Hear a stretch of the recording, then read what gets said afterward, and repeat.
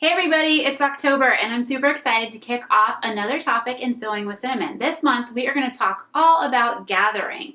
And in exciting news, I'm going to be joined by Shari Fuller. She's going to jump in and really go in depth and in detail, really talking about gathering from the start to the finish. So different gathering techniques and an overview of really how to gather well, how to evenly distribute the gathers in the different parts of your projects.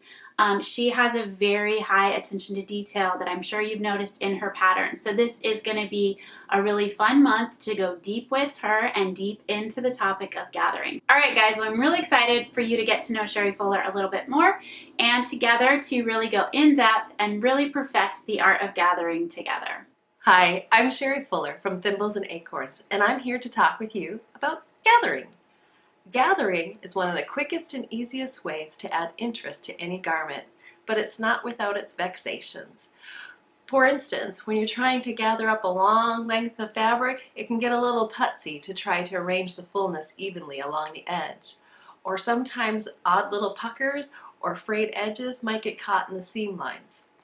Well, as the old adage goes, there's more than one way to catch a rabbit, and I'm going to show you some interesting techniques to help make some applications of gathering a little easier. Gathering is a simple sewing technique that is used to draw a wider width of fabric into a smaller width of fabric.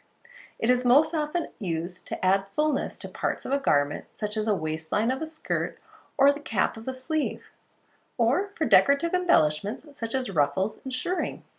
Gathering is typically done within the seam allowance on 2 or more parallel rows of basting stitches, spaced about 1/4 inch apart.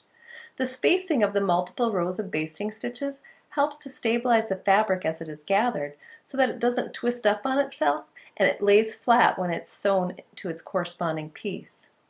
When a smaller seam allowance is used, as in doll clothing, this spacing needs to be reduced. Whenever possible, basting threads should be made inside the seam allowance to avoid damaging the visible fabric with needle holes. As you can see in this project I was working on, I made the basting stitches on the outside of the seam allowance, and now I have these holes that I can't get rid of. A few things to keep in mind before making your gathering stitches. Because gathering stitches are only temporary, you can usually use whatever threads you have in your machine. However, it is helpful to use a different colored bobbin thread to help differentiate between the top and bobbin threads. This is also a great way to use up excess bobbin thread from other projects. Just be sure you have enough thread in your bobbin for the length of the gathering stitches you're going to make. That being said, when you're working with heavier fabrics or layers of fabrics or a longer length of fabric, you may want to consider using a heavier thread in your bobbin, such as a hand quilting thread or even a button and craft thread. This will help prevent that bobbin thread from breaking when you draw it to make your gathers. Before we sew the gathering stitches on this particular project, I'd like to share with you a little trick that makes the gathering process a little easier.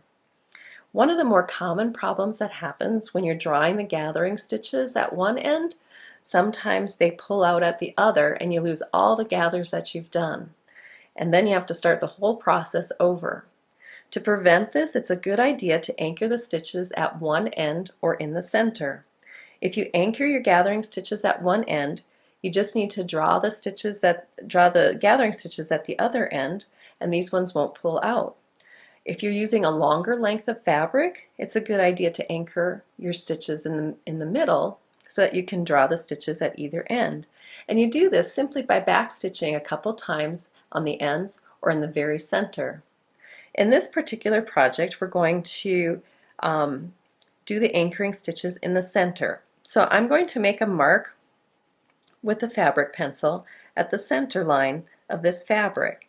And then I'm going to do the same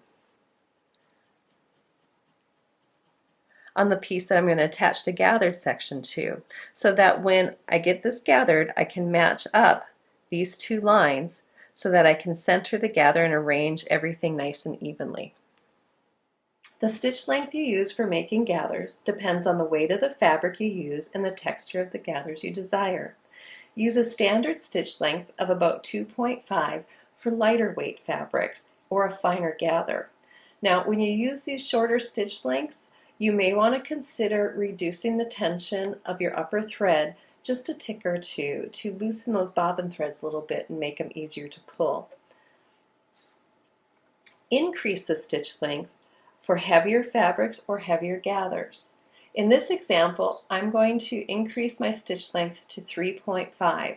This is a good setting for quilting weight type cottons and makes nice gathers for a doll size scale. For this example, I'm going to make my gathering stitches for a 1/4 inch seam allowance. I'm going to start at the beginning where I want the gathers to begin and stitch 1/8 inch from the edge until I reach the mark I made in the center. Here I'm going to make 2 or 3 back stitches and then continue on to the end.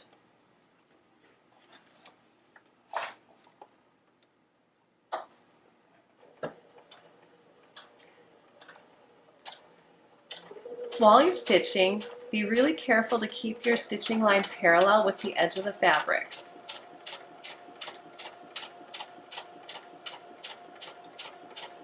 When I reach that mark, I'm just going to hit my back stitch,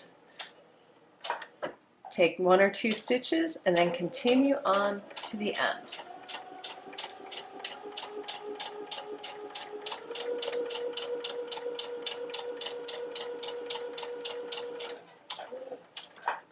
When you reach the end, just cut the thread. Now, many people suggest leaving a long tail for pulling. You don't really need a long tail, just enough to grab with your fingers. Because as you grab the threads, the tail is going to get longer anyway. So it's not really necessary to have an exceptionally long tail. Now, the second row of stitching, I'm going to make just a little less than 1/4 inch from the edge. I want it to stay inside the seam allowance. I want it to be less than 1/4 inch, but not too much, because you want that second row to be really close to your seam line so that your gathers will lay evenly along the seam line. So I'm going to start here where I started the other one.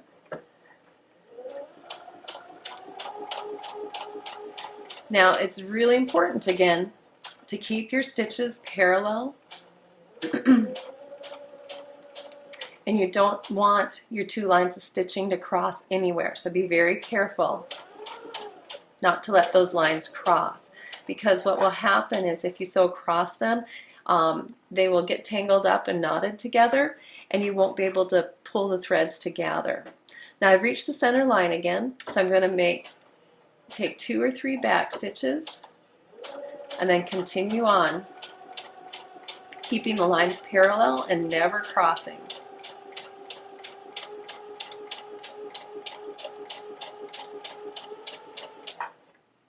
And then cut your stitch, and we're all done.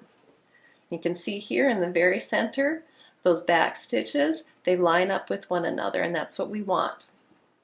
Now that we have the gathering stitches sewn, we can drop the gathering stitches. But before we begin, we want to make sure that we separate the top and bottom threads from one another so that we don't mix them up when we're working. So go on the back here, and you might, depending on your machine, you might have a few little tangles that you need to undo. But just use your seam ripper to pull the bobbin threads towards the back, and then the top threads towards the front of the fabric, and do that on both sides. Here we got the bobbin threads here and the top threads here. This way we're keeping the top and bottom threads separate. We don't mix them up, and it makes the gathering a lot easier. We're going to flip this over, and we're going to work from this side. You take both threads and draw them evenly. You want to be sure you're drawing both threads at the same time, because if you draw one, let's do that here, the fabric has a tendency to twist on itself. You see here, if you draw the two together, the fabric gathers go up and down, straight up and down, or at least a lot more straight up and down, whereas here it tends to curl. And one of the problems that can happen when I turn this over, you can see here this top edge gets pulled down into the folds. Now you can correct that by evening up your gathering threads and continue to pull until you have them pulled as much as you want them, and try to keep it even, and then turn it around. What you want to look for here are things like this, where the top edge has been pulled down into the folds here, because what can happen sometimes is when that top edge gets pulled down, it gets caught in your seam and you end up with a raw edge peeking out through your seam line. So look over this whole edge. If you see anything that is pulled down, use your finger or the back of your seam ripper to pull those folds up and keep them inside the seam allowance. We don't want them to drop below.